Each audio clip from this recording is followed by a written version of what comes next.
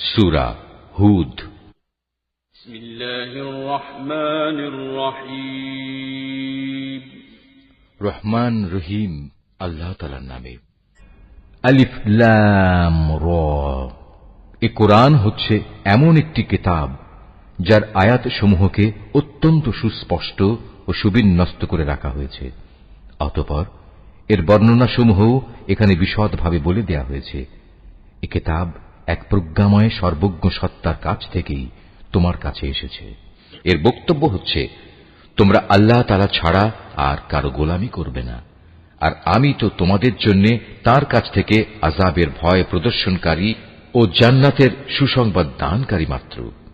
উদ্দেশ্য হচ্ছে তোমরা যেন তোমাদের মালিকের দরবারে তোমাদের গুনাহ খাতার জন্য ক্ষমা চাইতে পারো, অতঃপর গুনাহ থেকে তওবা করে তাঁর দিকে ফিরে আসতে পারো। তাহলে তিনি তোমাদের একটি সুনির্দিষ্ট সময়সীমা পর্যন্ত উত্তম জীবন সামগ্রী দান করবেন এবং প্রতিটি মর্যাদাবান ব্যক্তিকে তার মর্যাদা অনুযায়ী পাওনা আদায় করে দেবেন।